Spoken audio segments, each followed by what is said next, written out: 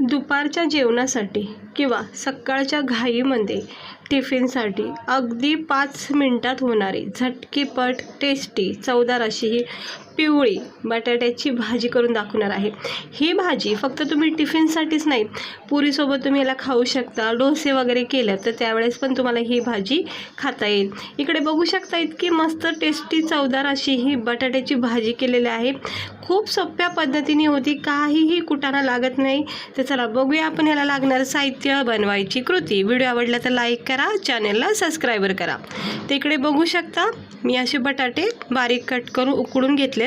अगदी गाळ करायचे नाहीत, थोडेसे आपल्याला याच्यामध्ये कच्चापणा ठेवायचा। तर हे अशा फोडी करून घेतलेल्या आहेत। तुम्ही हवं तर मॅश करून पण घेऊ शकता बटाटे। त्यानंतर मिरची, कांदा, टमाटर, कढीपत्ता हे एक सोबतच मी कटिंग करून ठेवलेलं आहे थोडंसं, कारण सोबत ठेवलं की आपल्याला फ्राय करायला सोपं जातं। आणि थोडीशी कोथिंबीर घेतलेली आहे। ही खूप सिंपल भाजी आहे, म्हणजे कुठलाही याच्यामध्ये वाटण नाही ना, कुठला कूट वगैरे टाकायचा आहे शेंगदाण्याचं वगैरे, सिंपल पद्धतीने ही भाजी तयार होते।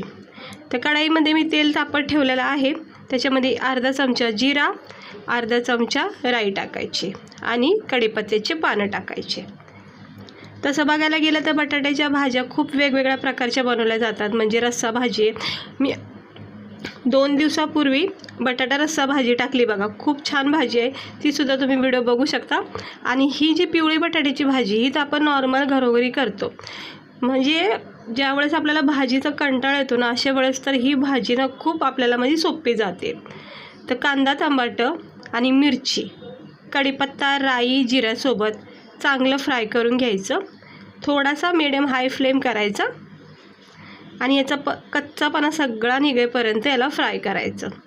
इकडे मी कुठलेही विशेष मसाले वापरत नाही, म्हणजे मी ज्या पद्धतीने ही भाजी करते ना ती तुम्हाला दाखवते। आता चांगलं याला फ्राय करून घेतलेलं आहे। आपण ह्या स्टेजवर ना थोडंसं याच्यामध्ये हळद मीठ टाकायचं ना। मी इकडे धना पावडर वापरलं आहे ना, गरम मसाला वापरला आहे, फक्त हळद आणि मीठ टाकले, पण खूप छान भाजी होती। मी नेहमी बनवते, तुम्ही एकदा नक्की ट्राय करून बघा।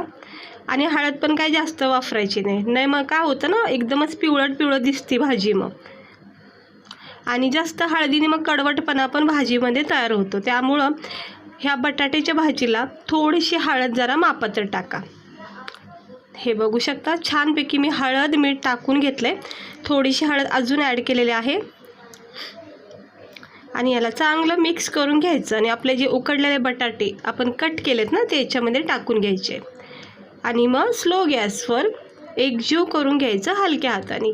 पूर्ण मसाल्याची कांदा, टमाटर, मिरची, राई, जिरा फोडणी जी तयार केली ती सगळी ह्याला कोटिंग लागली पाहिजे व्यवस्थित।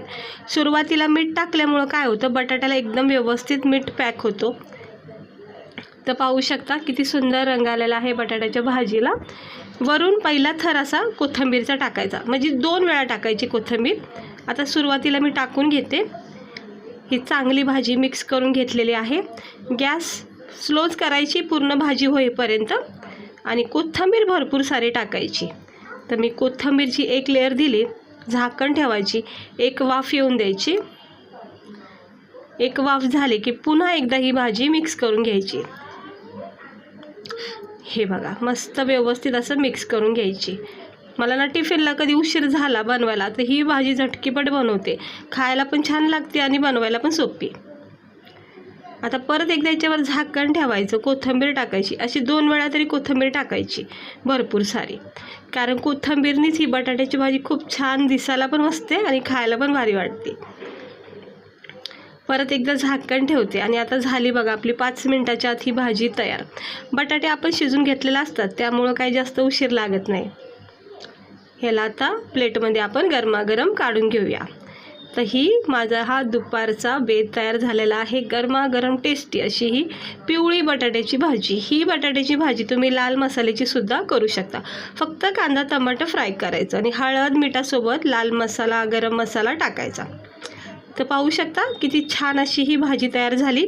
गरमागरम पुरीसोबत ही भाजी खूप भारी लागते. टिफिनला काही सुचलं नाही तर अशा वेळेस तुम्ही भाजी नक्की ट्राय करा. किंवा रात्रीच्या जेवणाला तोंडी लावायला काही सुचलं नाही तरीसुद्धा ही भाजी तुम्ही करून खाऊ शकता. तर कशी वाटली तुम्हाला ही भाजी? आवडली असेल तर लाईक करा, चॅनलला सबस्क्राईब करा.